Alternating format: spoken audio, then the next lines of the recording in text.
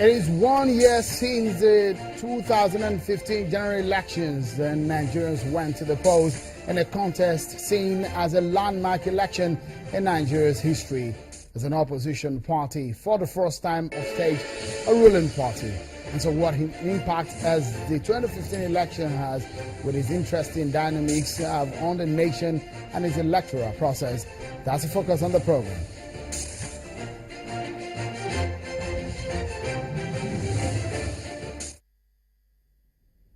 Thank you for joining, everyone. So much to talk about. But before we get too deep into the matter, let's find out some of the top political stories at this time. Political roundup on Channels Television. Here are your top political stories this time.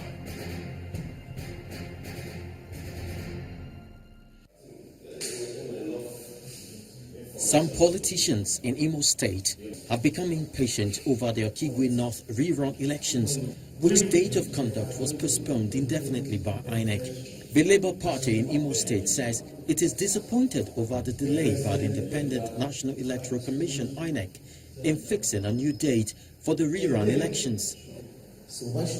Speaking at a news conference in Owerri, the Imo State capital, the state chairman of the Labour Party, Chukwemeka Osuji, said it is unfortunate the circumstances that led to the postponement of the rerun election by INEC, as all parties were already prepared and spent huge sums as they were battle ready to go to the field. It's only God who knows how long they will get their preparation before they conduct this election.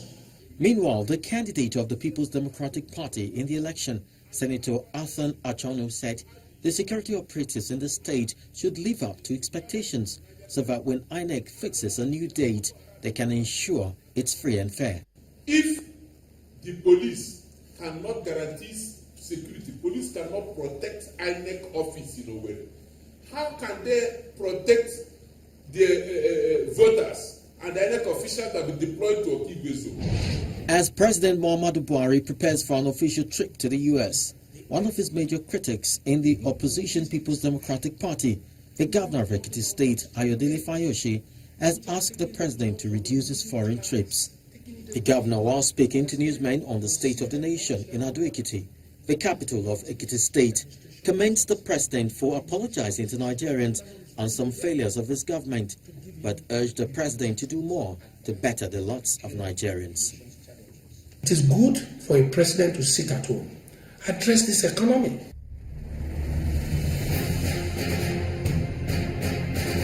And you're up to date. Those are your top political stories you need to know.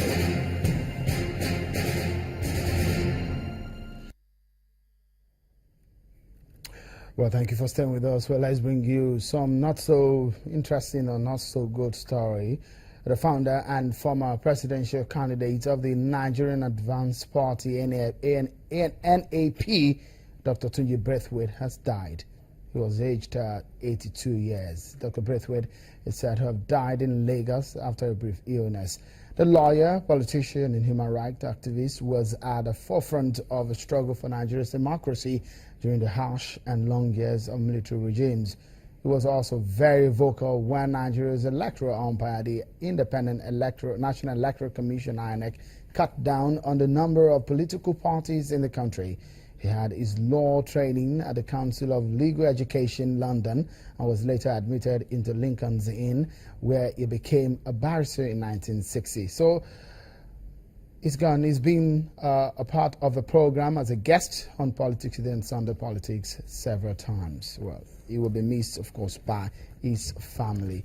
Well, let's get down to the matter of the day. So it is 1 year already, the highly anticipated 2015 general elections. If some of the predictions were anything to go by, Nigeria should not be together by now. But I guess the nation dodged that very bad bullet.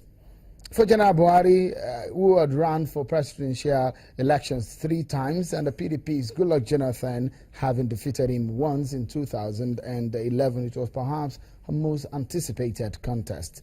Blood boiled, anticipations were at fever pitch. The elections were postponed by 6 weeks, a decision which sparked several controversy in the land. But election day came, And before the results were announced, President Jonathan made a call to General Buhari conceding defeat tonight. We'll look at the crucial elections and the impact on our electoral system and our national life. Mr. Tunji Ladner, an election observer, is the executive director of Wangonet. He joins us in the studio. Why, Mr. Samson Itodo, an election advocate and the national coordinator of Yaga, joins us from our Abuja studio. Many thanks for coming on the program. Thank you, Joe. It's nice to be back. Yeah, interesting. And if you look at the elections in 2015, there was a lot of anticipation. And during the election and afterwards also, the anticipation was still there. What could have been responsible for that anticipation? It wasn't the first time we had elections since 1999. Yeah, you're right. I think it was a build-up of so many factors, perhaps traceable to early experiments with democracy in the First Republic, the Second Republic. And I think it gets to a point where you realize that in the life of a nation, you arrive at a crossroads and everybody collectively decides they have to make a decision, right? There's always the cliche about Nigeria always at the crossroads, but this time we really were.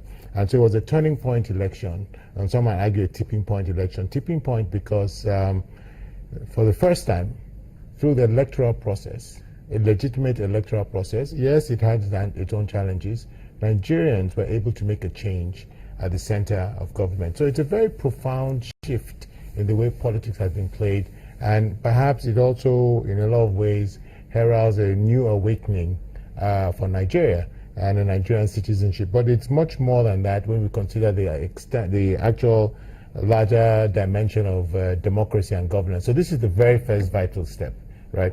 The other thing was that in 2015,